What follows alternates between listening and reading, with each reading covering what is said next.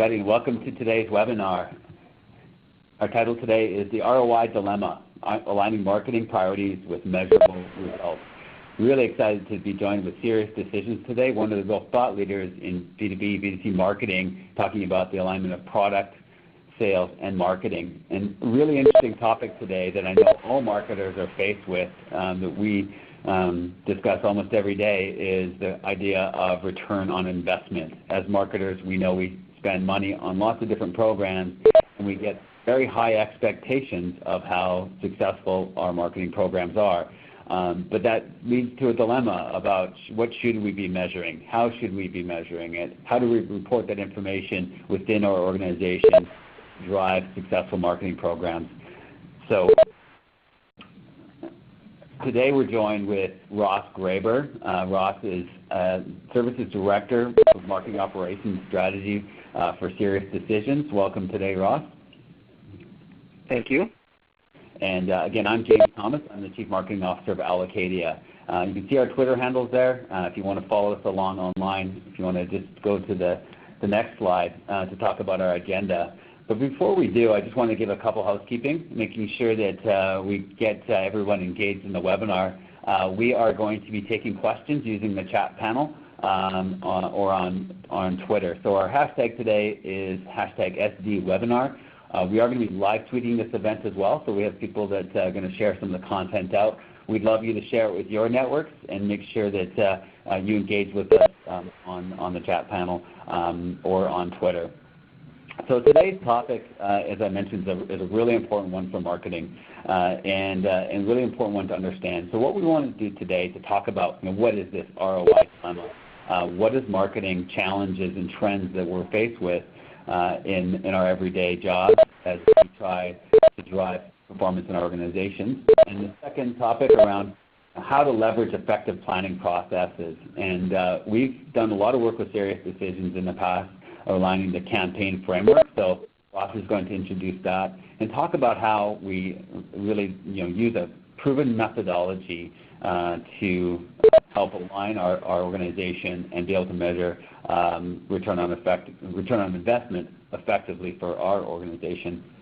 And then I'm going to jump back in and talk about how we can help, how Allocadia can help deploy that strategic planning processes, help you measure your performance with Allocadia. So I'll do a very quick overview of what Allocadia is.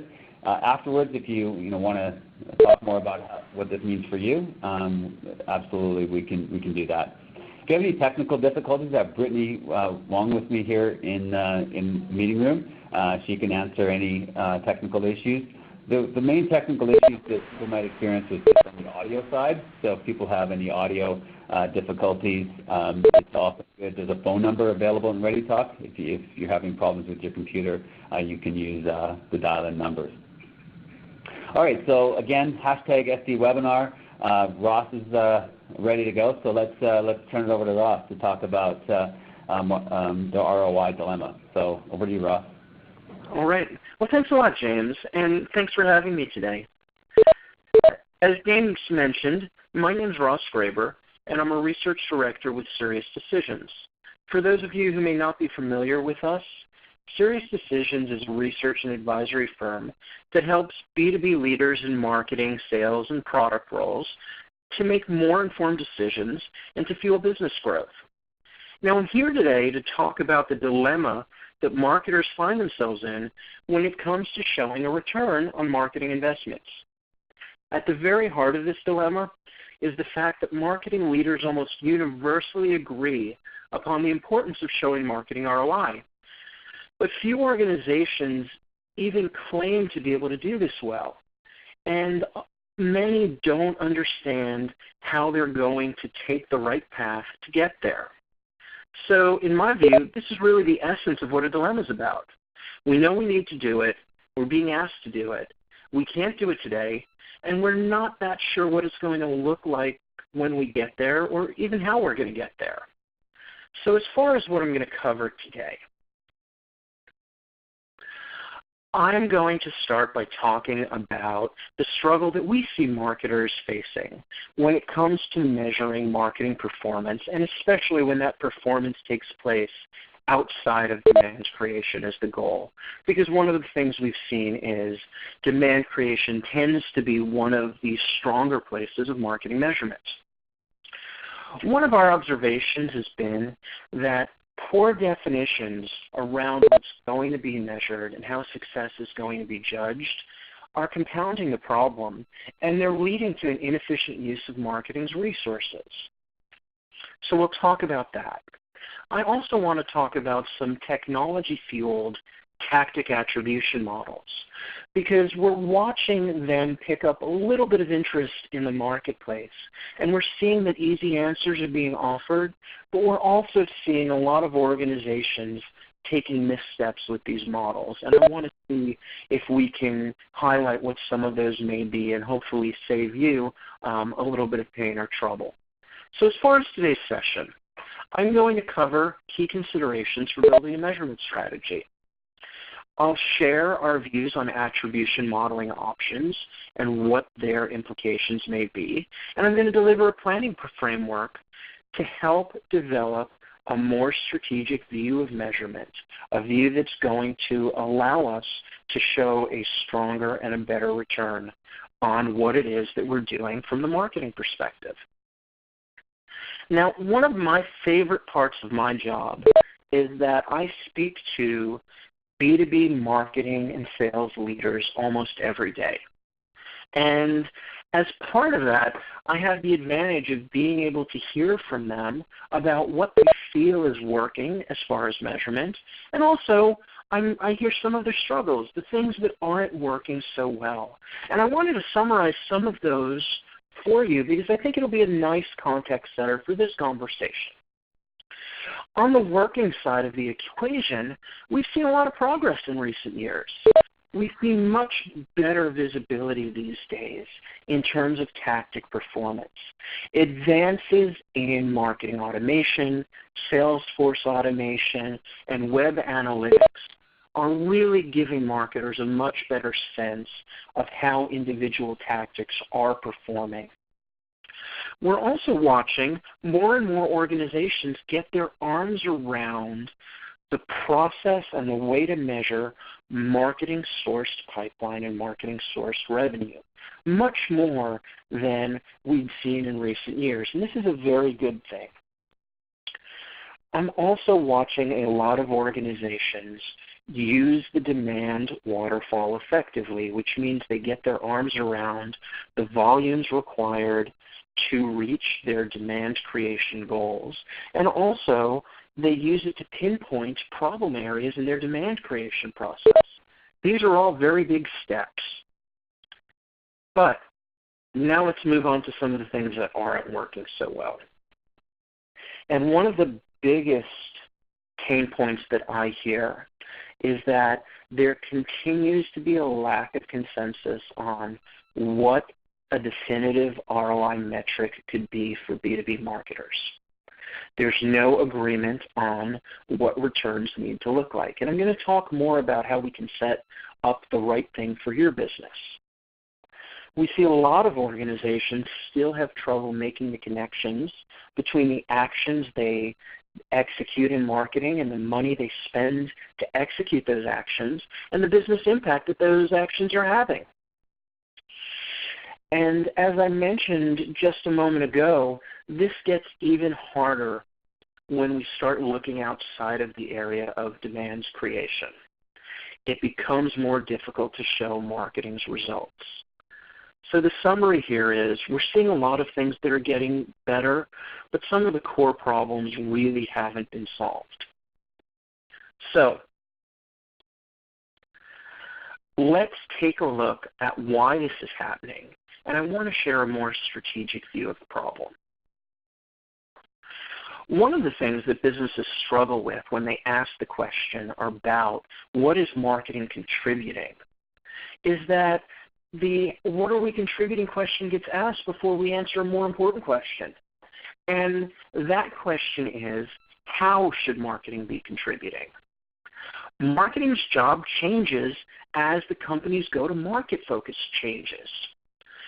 When an organization is focused on reaching small accounts, the expectation of marketing tends to be that it's marketing's job to go out and source a lot of the pipeline. Perfectly reasonable, and we see that on average, organizations with a small account focus task their marketing teams with sourcing anywhere between a quarter and half of the overall sales pipeline. Now, this changes dramatically for organizations that may be focused on approaching large strategic or enterprise accounts. In those situations, there tends to be a named list of accounts, and there tends to be a high degree of sales coverage. Salespeople know the accounts that they're looking to reach, and it's not marketing's job to go out and find new accounts. Instead, marketing's job is a whole lot different. Marketing's job is to influence prospects, to influence opportunities, to help deals progress in such a way that they move forward with higher probability to close, possibly greater velocity, or even greater size. The point here is that a different market focus means we need to have a different set of expectations around what marketing is going to deliver, so our returns are going to be different, and we need to select a different way to measure what those returns are. This is not all uniform.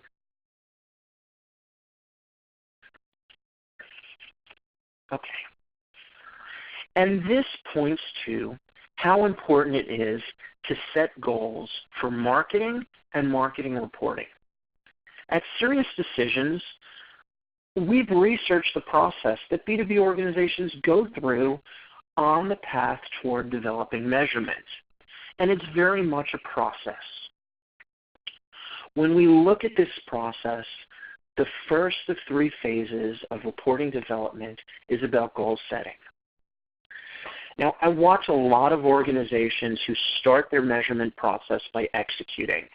They begin building reports because there's a feeling that they have to produce results fast and that they can go right to organizing the information that they have and presenting it.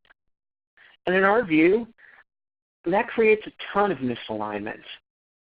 We see that the time spent when time is spent matching reporting goals with the organization's expectations for how marketing is going to contribute to achieving business goals, is always time well spent. Our point is we need to use the process and follow a process to set and socialize expectations for marketing. Otherwise, we're just guessing, and we're leaving open the window for us to misinterpret what it is that the business really needs from marketing and what's being expected. On the path towards setting goals, one of the things that I've found is incredibly important is getting our arms around the types of measurements that are available to us. We've developed a metric spectrum that helps create these definitions for marketers. And I want to talk to that now. The most basic element of what we measure as marketers is activity, or what we did. And it should go without saying that what we did is not equivalent to a return on an investment.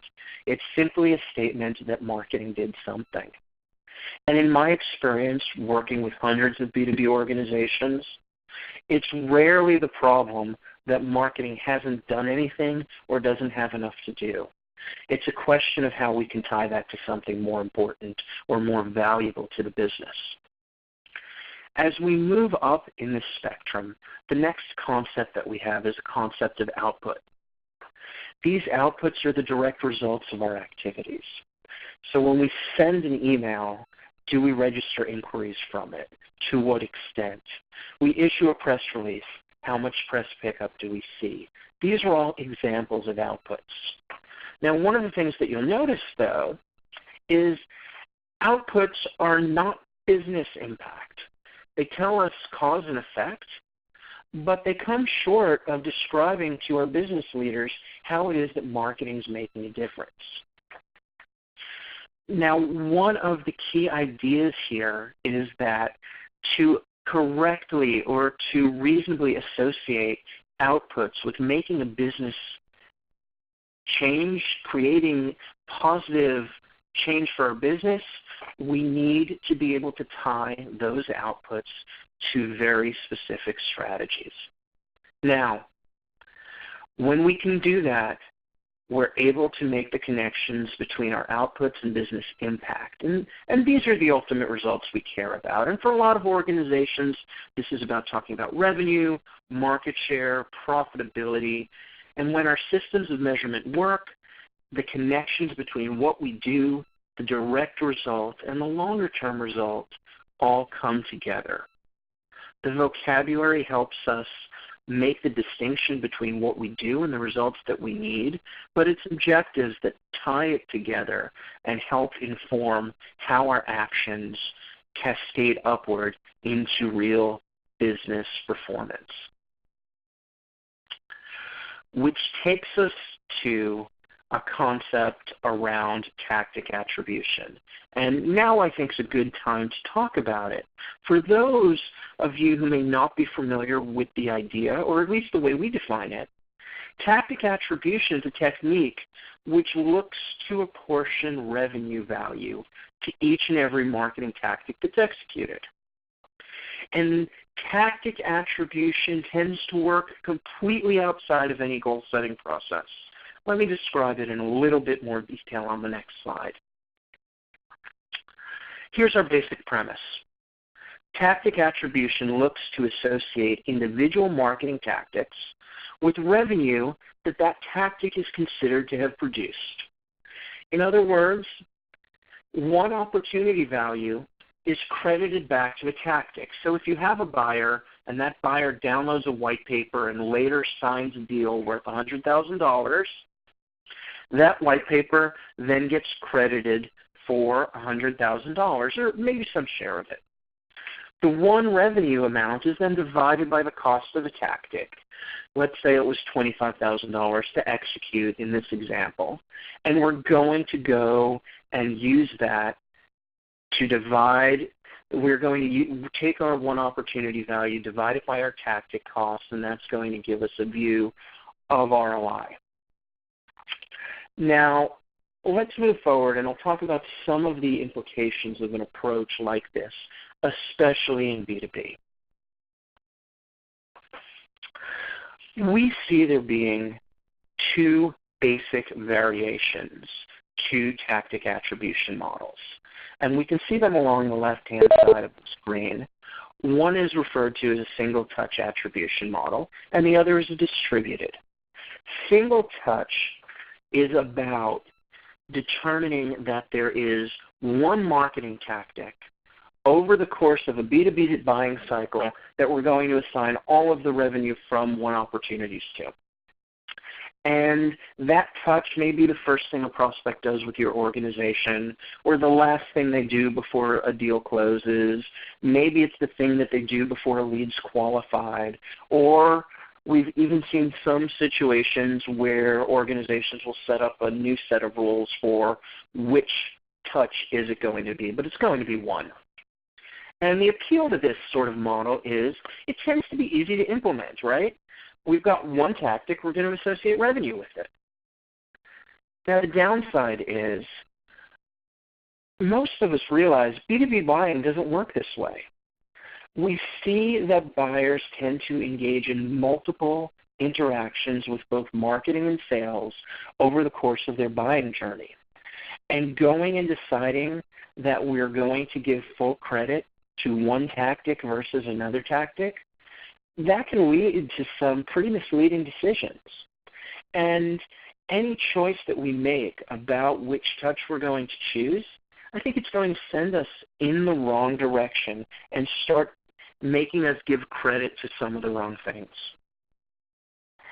And we've watched recently organizations who recognize and fully appreciate the shortcomings of the single-touch model begin working with more distributed models, which look to take that dollar credit and spread it in a smarter way across all of the other interactions that an opportunity, which one, may have engaged with. And the reason why they do this is they're trying to factor in multi-touch complexity. But we see some pretty big shortcomings here as well, because whether we're spreading credit out evenly or whether we're making certain assumptions, it becomes impossibly difficult to decide which of the tactics aimed at which of the people involved in our buying teams are going to get how much of the credit that an overall opportunity is worth. It's an impossibly hard set of decisions that need to be made, and most decisions that we would make here really don't reflect the buying realities that we tend to see over prolonged buying journeys. Now, we've watched some organizations apply statistical methodologies to this, trying to work out a more scientific way to go and break down what these scores are. But our experience has been even the best of these models have not been able to adequately account for all of the complexities that we're seeing in such a way that it lets them reasonably say, this tactic was better than that tactic, and here's the way that we're going to make our investment decisions going forward, much less providing organizations with the ability to say, here's how I can prove that marketing did its job. This clearly isn't the answer to showing that, but we have some other suggestions for how we can do a better job for showing how marketing is making an impact and tying that impact to the things that marketing does. And I'll talk about that next. And it starts with, in our view, a better, more comprehensive planning process. And when I talk about planning, I love to use our campaign framework as the example. In SiriusDecisions' view, campaigns are defined as the overall approach that we take to marketing and selling against a specific buyer need and a targeted audience over an extended time period.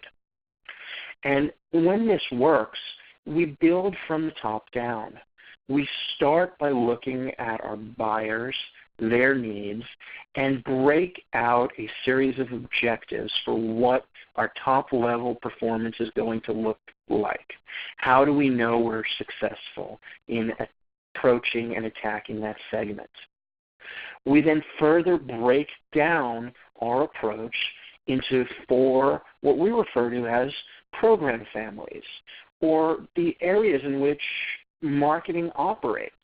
And we refer to these as reputation development, demand creation, sales enablement, and market intelligence. These are the containers or the categories where marketing performs.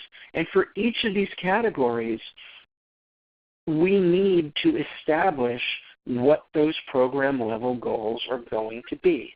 It's not good enough just to have campaign level or summary level goals. We need some sense that tells us whether our performance in each of these performance areas is working. What happens then is within each of our program families, we have the ability to start structuring the different tactics that are going to be used to achieve our program objectives. And then we would measure what it is that our tactic performance looks like. We have the ability to measure our tactics in terms of whether they've delivered the immediate outputs that they need, but to get a greater sense of whether those outputs are combining to deliver business change, we need to be able to look at them relative to what program performance looks like. The point of this is we need to plan top-down, starting with our segment objectives, and then applying our different approaches and tactics to different program families that are going to help us meet those objectives. And I'll be more specific on this next slide and give some examples of what that goal-setting process can look like at each level. When we're thinking campaign-wide, most organizations are rightfully going to start out by thinking about a revenue goal for that segment. So what's that going to look like? Some organizations will go further. On a campaign-wide basis, they'll consider what market share needs to be or what retention rates need to be. These are all reasonable, top-level, summary-level campaign objectives. Now the trick, or the hard part for most organizations, is then translating that down into goals that we can see at our program level. And I can illustrate what that might look like in demand creation. So for example, we could decide that there's a goal in terms of increasing the amount of pipeline sourced by marketing. Or perhaps we have goals around increasing overall pipeline velocity.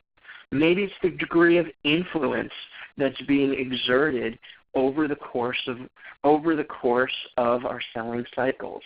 These are all reasonable indicators that we can set up and track in such a way that we can see whether marketing's tactics are not only being successful in their own right, yielding the right numbers of responses, MQLs, attendees, whatever they're set out to do, but if the combination of those tactics are coming together to produce results in our program family, knowing that this is going to cascade upward and help influence our summary level performance.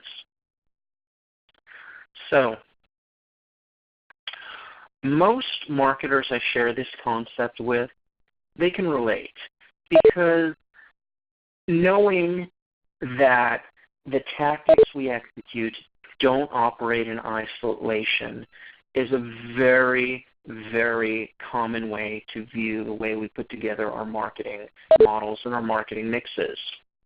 We know that for the most part, understanding performance is much more nuanced than just assigning a revenue value to standalone tactics. But what I've seen is, even knowing this, marketing organizations still struggle. And there are a few reasons for why. One of the key reasons that I see is that as marketers, we often lack the appropriate process to set these goals and align these goals with an overall planning approach. It's one of the things standing in our way. The other thing is, it shouldn't be a surprise to anyone that sales, marketing, and product alignment, it's difficult work. It's not easy to chart a course for what marketing is supposed to be doing and developing organizational buy-in around it. Just because it's not easy doesn't mean it can go without being done, but it's something that takes a lot of effort and usually a little bit of pain and suffering. It needs to happen, though.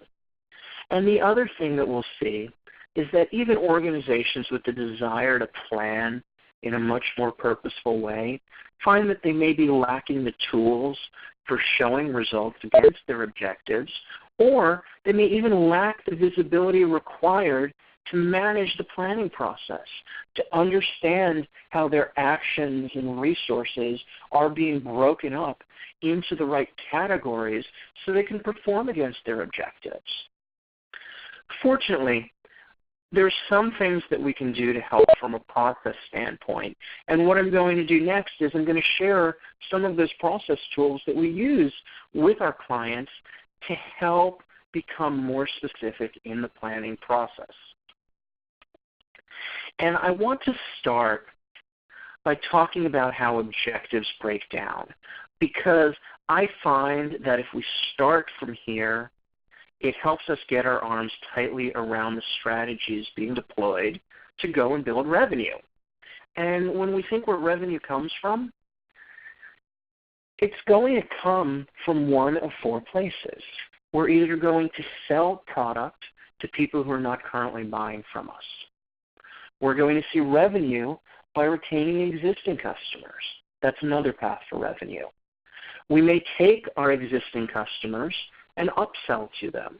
So go to the buying centers we're working with, sell them more product, things that they don't, either things they don't have already or more of what they have already.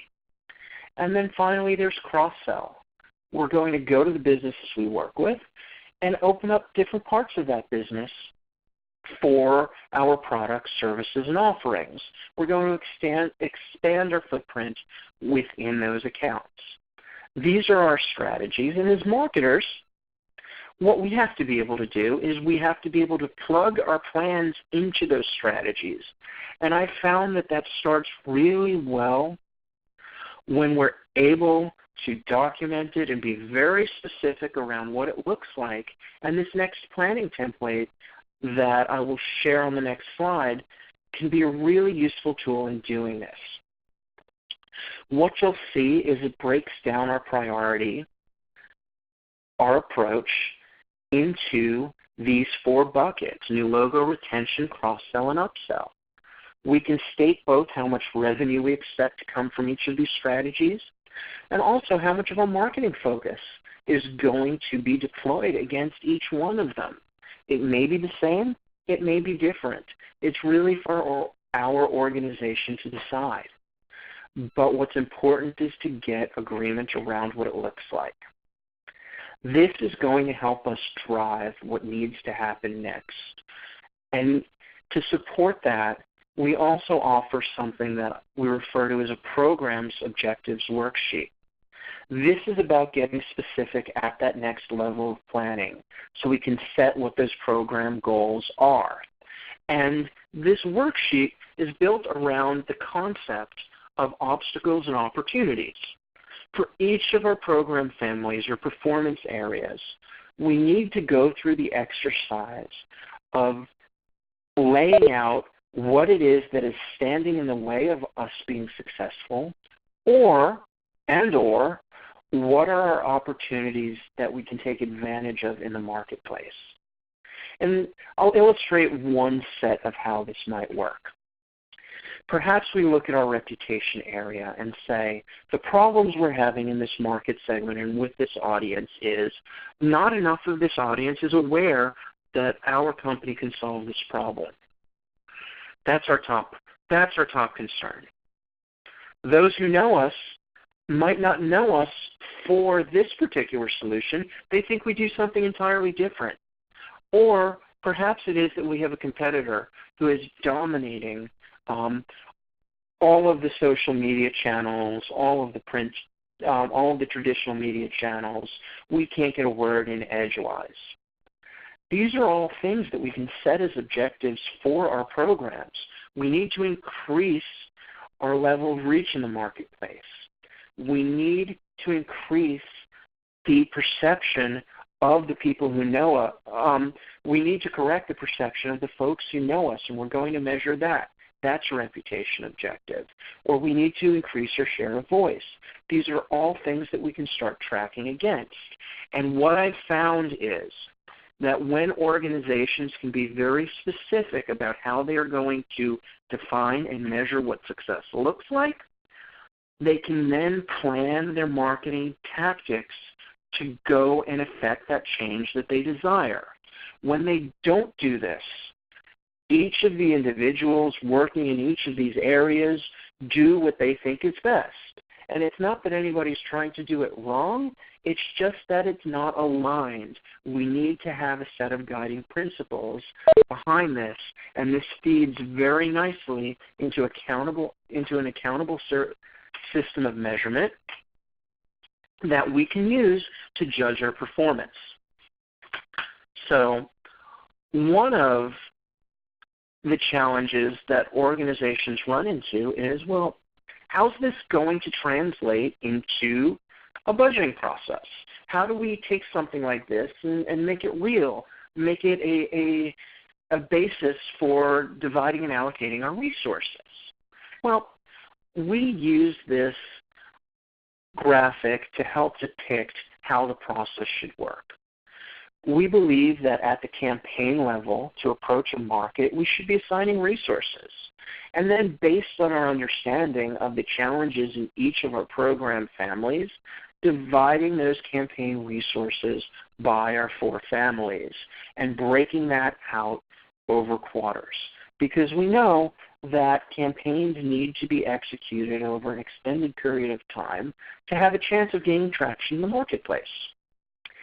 At that point, Then we start breaking down our deployment into either our regions or our operating units, making sure that dollars are allocated for both global execution and regional execution. And we leave it to those teams to then break down or make up the tactic mixes which are going to be used to achieve those objectives.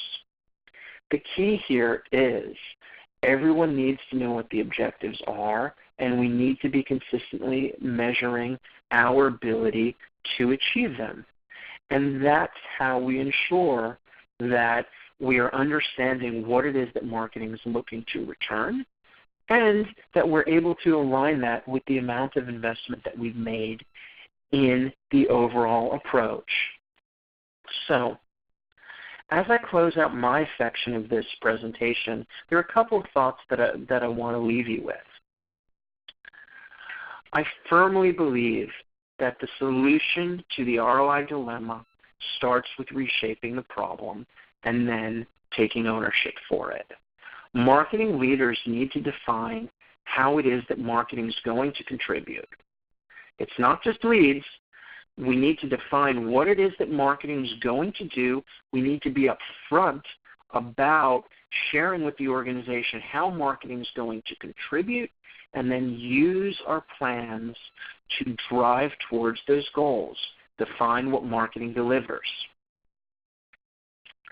And since it's not one thing that all organizations are going to deliver in the same way, use the roadmap for marketing measurement to sort out what's expected of marketing in your environment, and then build from there to produce the collection of metrics to tell the complete story. You're not going to be able to tell this with one number.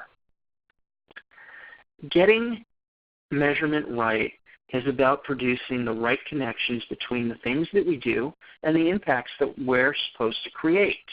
We draw those linkages through proper planning, which lets us tie together whether tactics have met their immediate objective, and then gives us intermediate and long-term views as to whether we're achieving our results.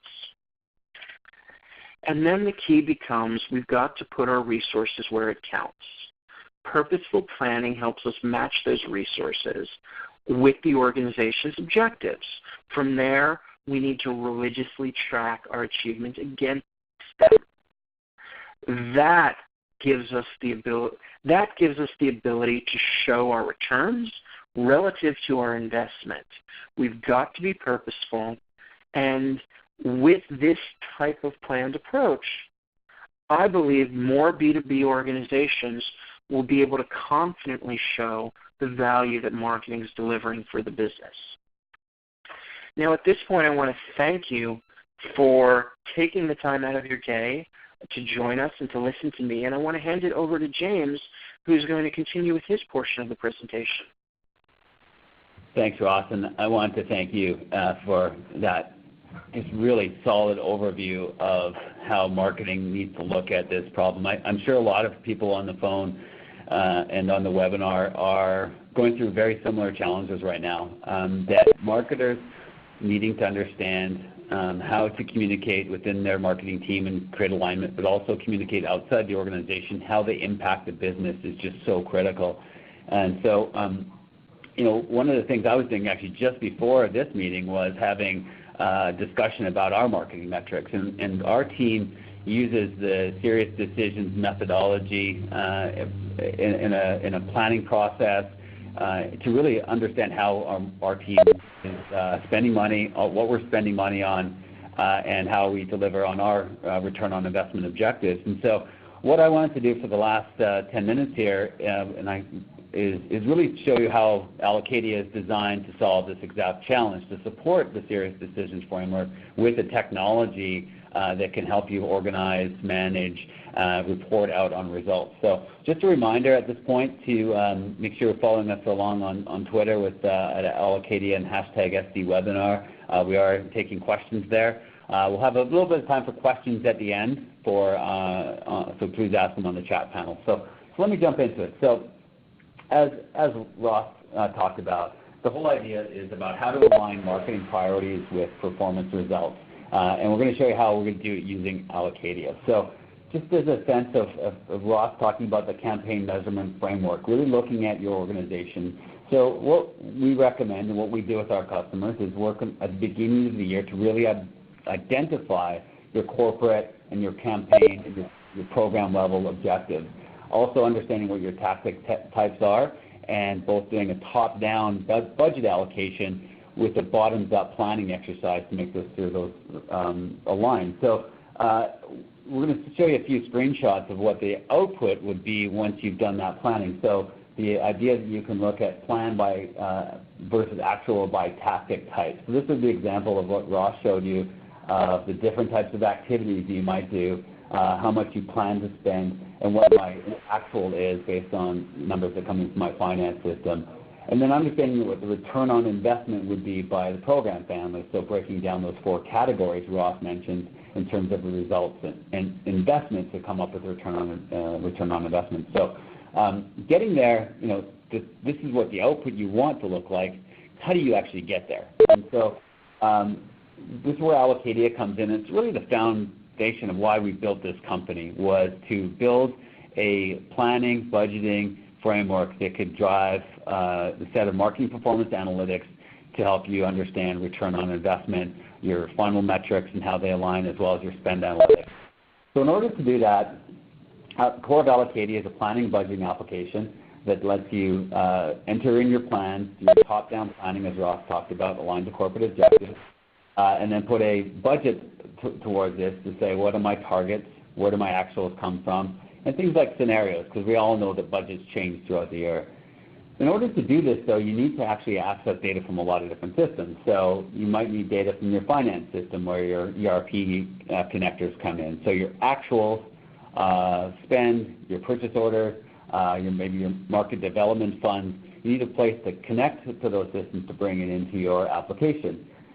You also need to be able to connect to all your traditional marketing resource management, your content management, your web analytics, as well as your marketing automation, where your results will come from.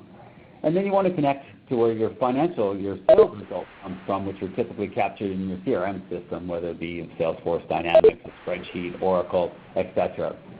So this is what we call Allocadia Marketing Performance Management software, and I'm going to show you a little bit more how we've actually taken the campaign framework and applied it to Allocadia. So at the core of this is a budgeting application, but the thing that Ross talked about was about alignment. So one of the things we always want to do with our customers is to really understand what your business model is. Are you a regionally distributed organization? Are you a marketing-led organization, product-led organization? Do you have a headquarters in one region and field offices in another? So a very customizable way to set up your budget based on your marketing organization. We would then create a series of budgets that could be put together in different views. So looking at different budgets that we might share with different groups. So the idea of access level security, so you can only see the budgets you're entitled to and be able to share those with the right stakeholders. You always want to be able to do this in multi-currency, so it could be US dollars, it could be other environments, and as Ross talked about, we want to be able to make sure we can track investments and returns in the system. Let's take a look at this in a bit more detail. If we want to look at a North American budget, this is where, as Ross indicated, the top-down allocation you might want to start with. So the North American budget by region, broken down over these 4 time periods. So the first thing you might want to do is get this data from finance and split it over how you want to spend over a period of time. And so the idea here is at this level, you've aligned your marketing organization to how you want to be measured from a team perspective, and you've been able to allocate at least the top level budgets across different time periods. So from there, what I want to do is actually look at the tactics, the bottom-up tactics that I would put into play. So this is an example of using the categories that Ross identified to put in things like email programs or webinars or events and conferences, digital marketing, etc., so all the different activities. And then I want to be able to put my plan in, how much I've planned to spend. Then I want to put my forecast in, and you can see the little pull-down menu. These are things that are forecasted. Some are committed. Some might be optional. So I talked about scenarios that we all know as marketers. Budgets go up and budgets go down. So be able to manage that. And on the right hand, we look at what my target is, how much I've left to plan, how much I've left to spend. So those are really the visibility that you want to drive into from a top-down perspective in terms of your budget. The next stage you want to look at, this is the one Ross talked about around the buying stage, around awareness. The specific example he showed around the maybe, excuse me, your competitors are really hurting you in terms of social media awareness. Let's look at that. So this is a specific program, an email program designed to look at this specific activity. And so what we're going to do is track this activity based on what Ross talked about in terms of those objectives. So he mentioned 4 different objectives. This objective in the middle there is really about new logo creation. So I'm trying to attract new customers. I want my tactic type is building content. And then I want to look at this target audience is telecommunications. And so an example of the type of marketing qualified leads I want to drive. So we're going to just flip through a couple of these examples here just in a bit more detail. So this is very much taking the Sirius campaign framework and aligning it. So this one specifically for new logo creation, this is about demand creation, this is about content, and this is about this product line. So those are the kind of variables that you want to be measuring against. And so this isn't about single touch attribution, this is about multi-touch attribution and being able to look at data in different ways to really understand return on investment beyond tactic in terms of distributed level. So the idea is that every bit of spend you have can be aligned to one of these different programs. So I'll go through the rest of these quickly here. So that's an example of a details panel that lets you look at your business the way you need to. Now we also want to make sure that you can connect to your return side of it. So the idea that this is this is an example of a marketing automation connector. This is the promotion I would do in my marketing automation system where I track my lead results, as well as my revenue results, which would come from my Salesforce program. So you can see how I'm tying my program objectives to actually the results so I can start to drive return on investment discussions. Many marketing teams are pretty good at collecting lead data. They might be good at understanding revenue data, but trying to get return on investment is difficult because they're in different places. If you bring them all together in one place, you align your strategic plans, your investments, and your budgets in one place. It really gives the ability to do return on investment, not just as a single touch tactic, but as a multi-touch distribution. So what you're going to want to do is share this information. You've got this great data. You want to be able to put dashboards together that can look at market investment target performance, for example. So this shows you how much I'm investing, what my plan is, how much I've left to plan. And this is a customizable dashboard that can look however you want, however you define your objectives. But we see the SiriusDecisions campaign framework as being a really effective way to look across my different levels of spend. We can also look at my strategic investment plan, looking at how much I'm planning by objective, by product, by region. However, I want to look at my activities by campaign types, etc. So the operations view lets you understand your global marketing mix and your investment strategy. I also want to be able to look at my plan versus actuals. So this is the question we've all had in marketing. Sounds great, but how much have you actually spent? How much do you have left? Are you on track to spend by product and by family? And so being able to give visibility into that gives you that real-time insight you're going to be looking for as well. And then looking at marketing returns, so understanding, okay, this is my results plan, my revenue across these different objectives. How am I doing? Am I on track to meet those objectives? I look at different levels of returns, the same thing, understanding what my goal and targets are and where am I in that process. So the idea, you want to be able to strategize and agree on your strategy, plan, and then be able to measure the results of your performance. And then ultimately you want to roll those up into your returns. So this is where return on investment can be rolled up across program family, by team, by region, by product. Because you've done that tagging of information, you can actually get a full view of your business. You can talk about how your conversion funnel is really about driving revenue, not just investment. And so you're really, ultimately showing how marketing is contributing to the business. You're not talking about leads, you're talking about business impact by using this type of framework. So we're getting a little low on time here, so I'm just going to wrap it up, and we're going to flip it over to see if there's any questions here. Just while we do that, talk about a few key takeaways. And I think Ross has done a great job of educating us on how to look at the ROI problem and how we want to take a planned and methodological approach to solving the marketing ROI dilemma. So we think there's a better way to measure, starts with better planning. The idea of business impact is critical. So don't just measure about all the activities you do. Think about how those activities roll up and drive impact.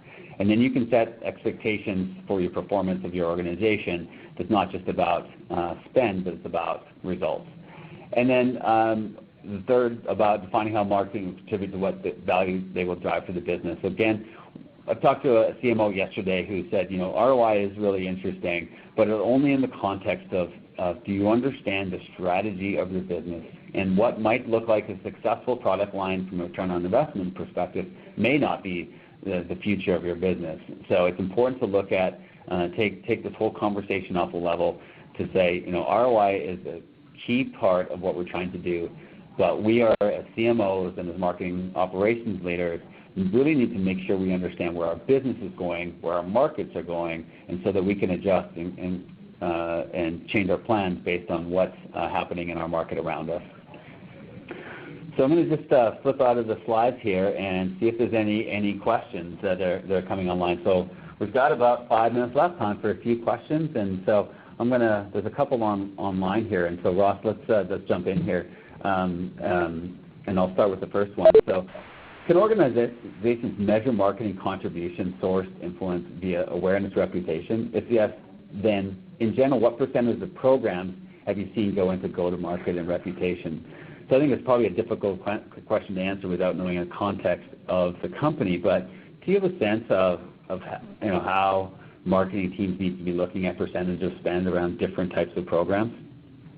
I can share some thoughts about this. I think, first off, we tend not to attribute pipeline directly to reputation or awareness-related activities. We look at those as more of the environmental factors. How do we change the overall setting in which we're operating with to make it more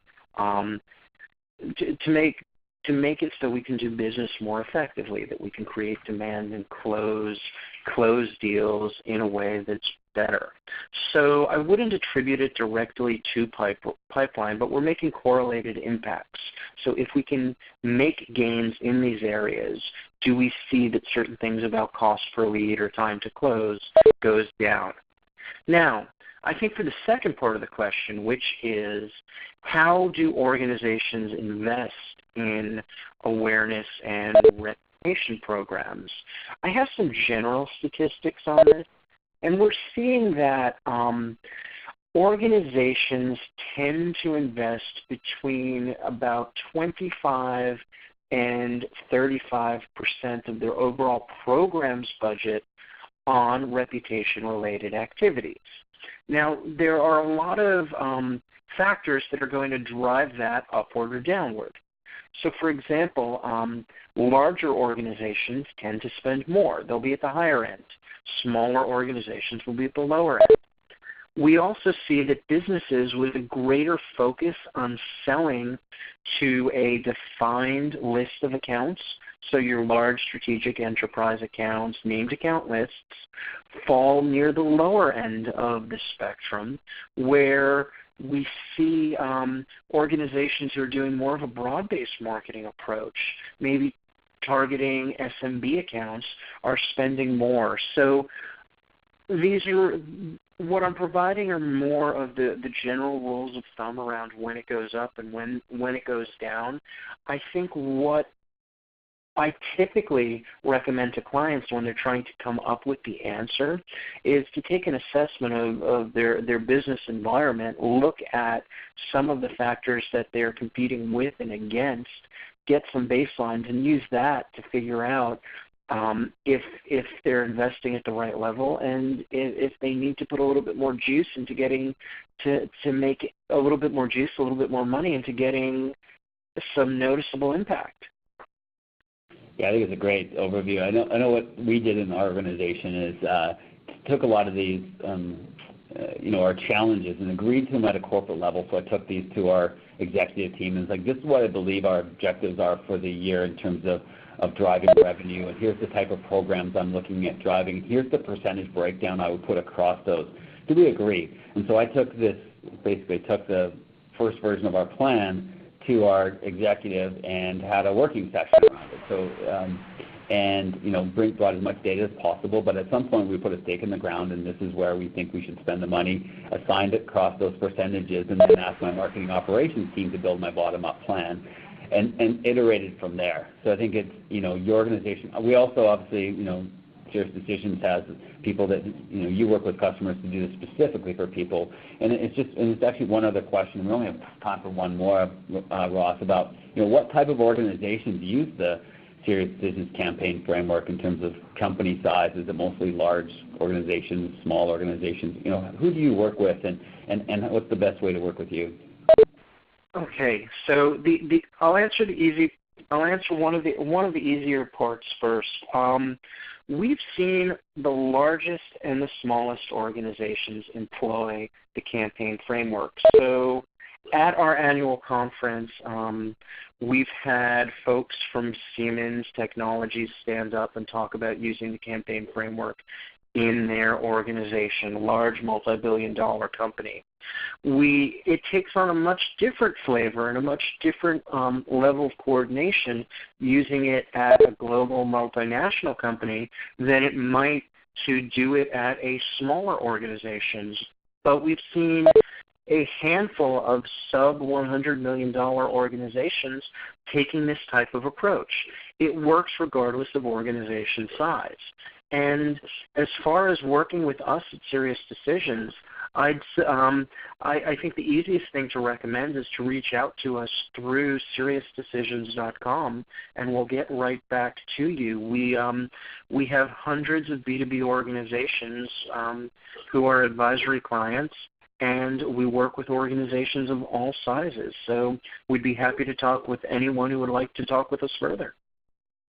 Excellent. Thanks, Ross. And with that, I think we're right at time. So I think it was a great education, and I think built a lot of confidence, I hope, in people that, yes, this is a hard challenge. Yes, we as marketers need to take this on and not avoid it.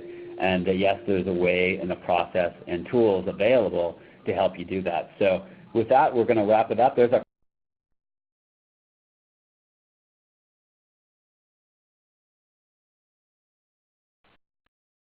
Sorry about that. We're still going. But you can definitely drop off now. There's our contact information. It's Ross Graber. He's at Ross Graber on Twitter. And I'm James Thomas at jthomas_44. Love to connect with you there. And with that, we'll let you get on with the rest of your day. Really appreciate your time.